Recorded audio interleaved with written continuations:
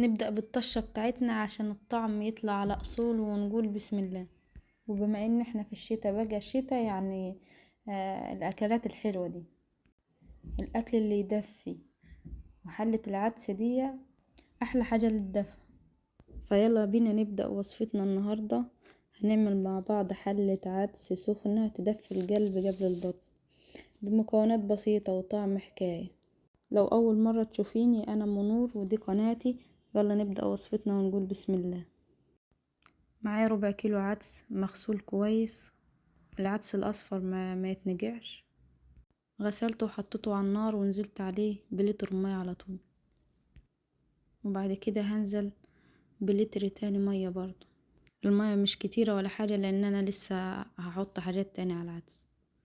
ودي طبعا المكونات بتاعتنا. معايا بطاطساية، ومعايا حبة طماطم وحبة بصل، ومعايا جزر مقطع، و3 فصوص توم. هنزل بيهم كلهم على العدس بتاعنا. المكونات دي بتاعتنا هتدينا احلى شوربة تدفي كده. طعم العدس هيبقى حكاية. ودي التوابل بتاعتنا اللي هنزل بيه: نص معلقة كركم، نص معلقة فلفل اسود، معلقة كمون، ومكعب مرقة اختياري. لو في شوربة متوفرة عندك زودي شوربة احسن يعني. ودول شوية رز حطيتهم، ممكن تقريبا كم معلقتين رز. هقلب مكوناتنا كلها كده مع بعض، وهغطيها وهسيبها على نار عالية لحد ما تبتدي تغلي. هنا بعد ما غليت معانا كده هقلبها عشان ما تلزقش مني، وبعد كده هغطيها وهوطي عليها النار، وهبدأ احسب لها تلت ساعة كده. اهم حاجة لازم تغطي العدس عشان يتهرى والمكونات بتاعتنا تستوي كويس. وهنا العدس بتاعنا كان استوى زي ما انتوا شايفين. هنقول على الرخامة يبرد، وبعد كده هضربه في الخلاط. هزود معلقة ملح كبيرة وقلبهم الاول. هسيبه يبرد شوية، وطاسة على النار هنزل فيها بشوية زيت وكوباية شعرية هحمرها، وهنزل بيها على العدس بتاعنا. عايزة تحط شعرية حطي. هنا انا هحط شوية ملح عشان الشعرية كلها تاخد لون واحد. عايزة تحط عليه حطي، مش عايزة خلاص ما تحطيش عادي. هنا هنخلط العدس بتاعنا. كان برد شوية. ما شاء الله عمل 1/4 كيلو، عمل كمية كبيرة ما شاء الله.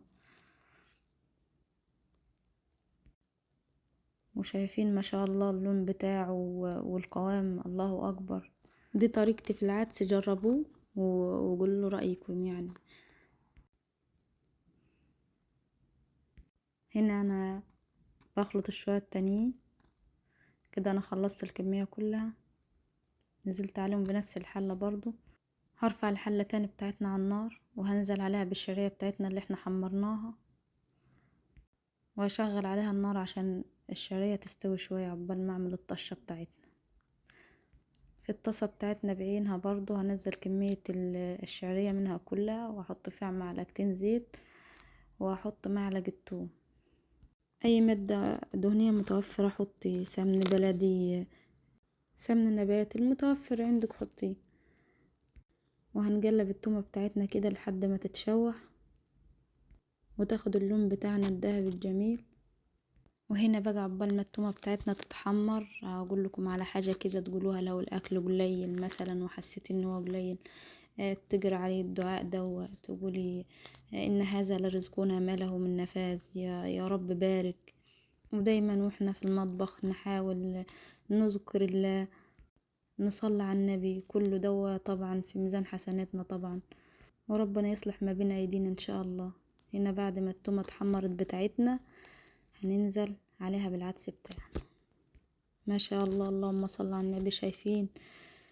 شايفين اللون بتاع العدس وطعمه والله جميل. جربوه حتى لو جنب أكلة كده، لو هي الأكلة بس كده، الحمد لله، كل فضل من عند الله.